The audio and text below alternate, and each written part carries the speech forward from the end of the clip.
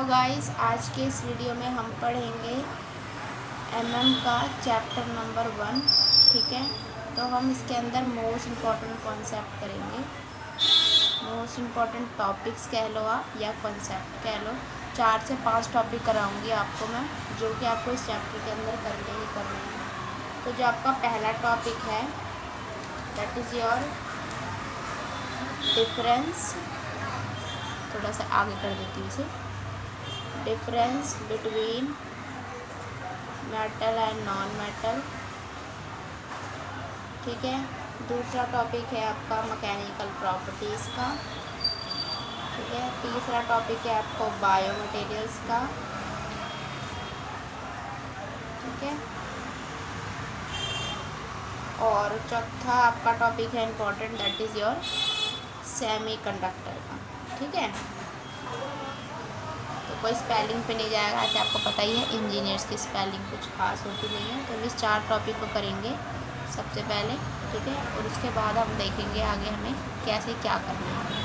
सबसे पहले गाइस, जो आपका मेटल और नॉन मेटल है, पहले टॉपिक हम करेंगे मेटल और नॉन मेटल। ठीक है, तो जो आपका मेटल है, ठीक है, और जो आपका एक हो गया नॉन मेटल, बेसिक डिफरेंस तो आपको भी पता ही होगा इसमें। ठीक है, बेसिक डिफरेंस क्या क्या होता है कि जो आपका मेटल होता है वो लस्टरस होता है, लेकिन जो आपका नॉन मेटल होता है वो इतना लस्टरस नहीं होता। ठीक है, तो जो आपको बेसिक डिफरेंस पता है वो तो आप लिख सकते हो, और थोड़ा बहुत मैं भी आपको बता दूँगी। जैसे कि हम 4-5 टॉपिक उसको याद रखेंगे। सबसे पहले आता है आपका लस्टरस का। लस्टर का मतलब होता है चमकना। ठीक है, तो जो मेटल होते हैं वो चमकदार होते हैं, लेकिन नॉन मेटल्स नहीं होते। दूसरा डेंसिटी। डेंसिटी से आप समझ सकते हो इनकी हाई डेंसिटी होती है और इनकी लो डेंसिटी होती है। तीसरा ये मैलिएबल होते हैं, यानी कि गाइस आप तो मैलिएबल की स्पेलिंग मैं आपको बता देती हूँ। आप भी सोचोगे ठीक है, तो मैलिएबल की स्पेलिंग मैं भी बता दिया। ठीक है, ये मैलिएबल होते हैं और ये नहीं होते। मैलिएबल का मतलब होता है जिसको हम लोग ठोक पीट सकें, यानी कि शीट जिससे हम बना सकें। इसमें हम नहीं बना सकते हैं। ठीक है, और जो आपकी अगली प्रॉपर्टी है दैट इज़ डक्टाइल। डक्टाइल यानी जो तार के फॉर्म में हम इसको कन्वर्ट कर सकते हैं। इसको कर सकते हैं, मैं तो इसको नहीं कर सकता। ठीक है, मेल्टिंग पॉइंट देख लो। मेल्टिंग पॉइंट इनका जो होता है वो हाई होता है। ठीक है, और इसका जो मेल्टिंग पॉइंट होता है वो लो होता है। ओके, और कितना हो गया। हार्डनेस देख लो, ये हार्ड होते हैं, ये हार्ड होते हैं। हार्डनेस इनकी ज़्यादा होती है और इनकी वेरी करती है, मतलब सॉफ्ट से लेके हार्ड के बीच में होता है। तो आपका फर्स्ट टॉपिक क्लियर हो गया। तो आप इसको देख लीजिए एक बार और। जो मेटल होते हैं वो लस्टरस होते हैं, ये नहीं होते। डेंसिटी इनकी ज़्यादा होती है, इसकी लो होती है। ये मैलिएबल होते हैं, ये मैलिएबल नहीं होते। ठीक है, डक्टाइल होते हैं, नहीं डक्टाइल होते। इनका मेल्टिंग पॉइंट ज़्यादा होता है, इसका कम होता है। हार्डनेस इनकी ज़्यादा होती है, इसकी कम होती है। तो हमारा इस तरीके से फर्स्ट टॉपिक हो गया।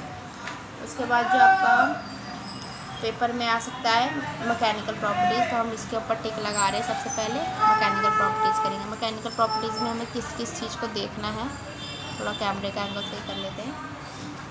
ठीक है, मैकेनिकल प्रॉपर्टीज़ वैसे तो बहुत सारी होती है, मगर हम लोग सब ना देखें, मेन देखेंगे। मैकेनिकल प्रॉपर्टीज़ के अंदर हम लोग देखेंगे, सबसे पहले देखेंगे इलास्टिसिटी। ठीक है, इलास्टिसिटी जो पता ही होनी चाहिए। ठीक है, इलास्टिसिटी और स्ट्रेंथ। ठीक है, और डक्टिलिटी, मैलिएबिलिटी, ब्रिटलनेस। ठीक है, ब्रिटलनेस देख लो। पेज ऊपर से बता दूंगी मैं आपको ये क्या होता है। डक्टिलिटी भी पता ही है आपको।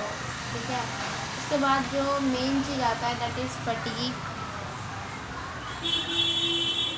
फिर आता है आपका क्रीप और हार्डनेस समझ लो आप। ठीक है, last but not the least stiffness. ठीक है, कहीं कहीं आपने सुना होगा स्टिफनेस क्या होता है, वाइवा में पूछ लेते हैं। तो गाइस देखो, इलास्टिसिटी होता है जो कि फोर्स लगाने के बाद अपनी स्टेट में वापस आ जाए, ठीक है। मतलब हमने फोर्स लगाया डिफॉर्म करने के लिए, जैसे कि हमारे पास एक ऑब्जेक्ट है, हमने इसको यहाँ से फोर्स लगाया, यहाँ से फोर्स लगाया, तो ये थोड़ा स्क्वीज़ हो गया, मगर जब हमने इसका फोर्स हटाया है तो ये वापस अपने ओरिजिनल शेप में आ जाए, वो होता है इलास्टिसिटी, ठीक है। इलास्टिसिटी, हमारे पास ये ऑब्जेक्ट है, हमने इस पर फोर्स लगाया और ये इसमें कन्वर्ट हो गया, मगर इसने अपनी मतलब कि चेंज नहीं हुआ, मतलब जब हमने इस पर फोर्स हटाया तो ये ऐसे का ऐसे ही रहा, तो वो क्या प्लास्टिसिटी। प्लास्टिसिटी यानी कि परमानेंटली हो जाए, वो परमानेंटली हो जाए। लेकिन प्लास्टिसिटी में जब हम मतलब कि डिफॉर्मिंग फोर्स को हटाते हैं तो वो अपनी ओरिजिनल स्टेट में आ जाता है। स्ट्रेंथ क्या होता है? स्ट्रेंथ होता है कि हमने किसी भी मटेरियल के ऊपर लोड लगा रहे हैं, बहुत सारे लोड लगा रहे हैं, फिर भी वो वैसे का वैसे ही है अपनी ओरिजिनल शेप में, ना उसको एक्स्ट्रा कोई सपोर्ट चाहिए ना कुछ चाहिए, उसे बोलते हैं स्ट्रेंथ। स्ट्रेंथ क्या होती है guys? The ability of a material to withstand external load without any structural damage, मतलब स्ट्रक्चरल डैमेज ना हो और वो अपनी स्टेट में रहे, उसे बोलते हैं हम लोग स्ट्रेंथ। ब्रिटलनेस होता है टूटना, ठीक है। जैसे कि हमारा लीड होता है, कांच होता है, उसकी ब्रिटलनेस बहुत ज़्यादा होती है, इसको गिराएंगे तो टूट जाएगा। फटीग का मतलब एक तरीके से थकावट होता है, ठीक है।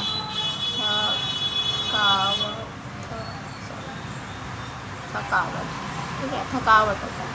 इसके अंदर गाइस क्या है कि हम लोग किसी भी ऑब्जेक्ट के ऊपर रिपीटेडली फोर्स लगा रहे हैं, ठीक है, बट चेंज करके ऑल्टरनेट लोड लगा रहे हैं। जैसे हमने पहले किसी पे 50 न्यूटन का फोर्स लगाया है, फिर उसके ऊपर 30 न्यूटन, तो हम बार बार उसके ऊपर फोर्स लगा रहे हैं, ठीक है। तो बार बार लगाने से इसके अंदर परमानेंट डिफॉर्मेशन हो जाएगा। क्या हो जाएगा गाइस? इस पर परमानेंट डिफॉर्मेशन हो जाएगा, उसको बोलते हैं फटीग। और क्रीप क्या होता है?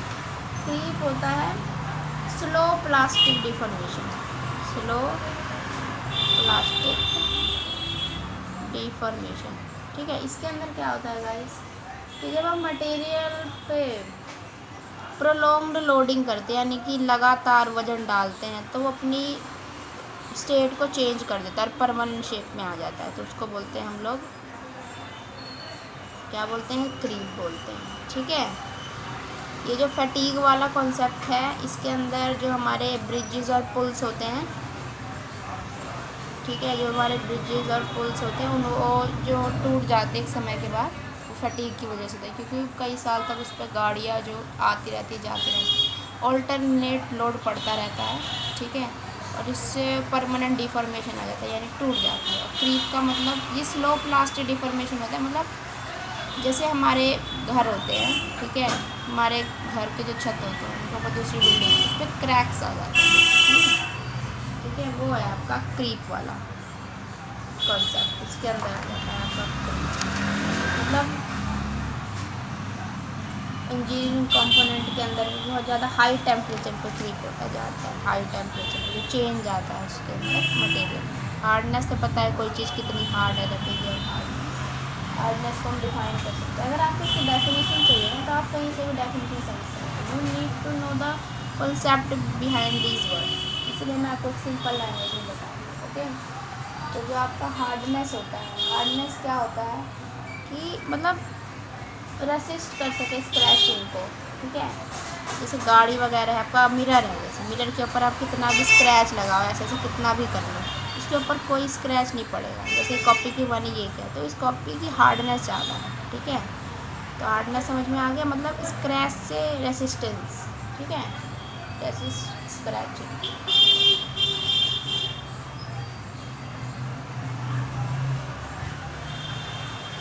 वो हो गया हार्डनेस। स्टिफनेस क्या होता है? स्टिफनेस आपका लास्ट कॉन्सेप्ट है। स्टिफनेस होता है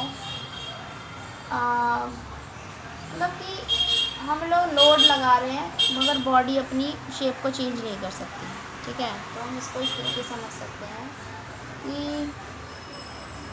ये एबिलिटी होती है एक बॉडी की, ability of a body to resist elastic deformation. ठीक है, इलास्टिक डिफॉर्मेशन को रोकने की जो ताकत होती है उसको बोलते हैं स्टिफनिंग। उसके बाद हमारे पास दो चीज़ें और आ गई हैं, वो मैं यहीं आपको समझा देती हूँ। दैट इज़ आपका एक तो है बायो मटेरियल्स और एक है सेमी कंडक्टर्स। ठीक है, तो गाइस बायो मटेरियल्स वो कुछ मटेरियल्स होते हैं ये जिनको हम लिविंग ऑर्गेनिज्म यानी कि ह्यूमन बॉडी में रिप्लेस वगैरह करने में हेल्प करते हैं। ठीक है, तो इसको इस तरीके समझ सकते हैं। ये नॉन ड्रग सब्सटेंस होता है जो कि ह्यूमन बॉडी में इंजेक्ट किया जाता है टू रिमूव और रिप्लेस करने के लिए ऑर्गन्स को। ठीक है, हमने कोई ऑर्गन को हटा के उसकी जगह बायो मटेरियल यूज़ कर देते हैं। तो इसके अंदर किस किस लिए किया जाता है ये बायो मटेरियल्स को हमने रीफा से याद किया है, RI। ठीक है, FA रीफा मतलब कि रिप्लेसमेंट के लिए हम बायो मटेरियल का यूज़ करते हैं। I यानी इम्प्रूवमेंट के लिए यूज़ करते हैं। F यानी फंक्शनल करेक्शन के लिए, फंक्शनल करेक्शन। ठीक है, और कॉस्मेटिक करेक्शन के लिए। और A ठीक है असिस्टेंस के लिए, हीलिंग में असिस्टेंस। तो बुक में कुछ कुछ वो भी दे रखे हैं, मतलब वर्ड्स दे रखे हैं जो कि हमारा सेमीकंडक्टर्स के एग्जाम्पल हैं। मैं आपको बता देती हूँ, जैसे कि आर्टिफिशियल हिप जॉइंट लगाते हैं। ठीक है, और हमारी बॉडी के अंदर कार्डियक पेसमेकर लगाया जाता है इम्प्रूवमेंट के लिए, हार्ट के इम्प्रूवमेंट के लिए। कॉस्मेटिक प्रॉब्लम्स यानी जो हमें चिन आर्गुमेंटेशन होता है, चिन आर्गुमेंटेशन गाल पे कोई दिक्कत हो रही है। करेक्टिंग फंक्शन यानी कि दिल की, जैसे कि कार्डियक पेसमेकर है वो दिल की करेक्ट हार्ट बीट को ठीक कर रहा है। तो ये सब हो गया आपके बायो मटेरियल्स के एग्जाम्पल। ठीक है, उसके बाद जो आपका अगला कॉन्सेप्ट है that is your semiconductor. Semiconductor वो होते हैं जो कंडक्टर और इंसुलेटर ये जो बीच में लाई करते हैं ना उसे बोलते हैं। इनका जो वो होता है कंडक्टिविटी इंसुलेटर से ज़्यादा होती है और कंडक्टर से कम होती है। और सेमीकंडक्टर आपको पता है ये दो तरीके के होते हैं, इंट्रिंसिक और एक्सट्रिंसिक। इंट्रिंसिक होते हैं प्योर वाले, एक्सट्रिंसिक होते हैं जो इतने प्योर नहीं होते, इम्प्योर होते हैं। ठीक है, और बस आज की वीडियो में इतना ही। ये 4 कॉन्सेप्ट बहुत इंपॉर्टेंट थे। अगर आपको कोई कॉन्सेप्ट समझ में नहीं आया हो तो आप पूछ सकते हो, कमेंट कर सकते हो। ठीक है, हम कोशिश करेंगे अपना ये जो हमारा सेटअप है इसको अच्छे से लगाने की, ताकि हम हाई क्वालिटी वीडियो आपको पहुँचा सकें। तो मेटल एंड मेटलर्जी का ये आपका फर्स्ट चैप्टर के इंपॉर्टेंट कॉन्सेप्ट मैंने बता दिया आपको, मटेरियल एंड मेटलर्जी। सॉरी, ठीक है, मिलते हैं नेक्स्ट वीडियो में। जब तक के लिए बाय। सब्सक्राइब कर दीजिएगा चैनल अगर आपको वीडियो अच्छी लगे।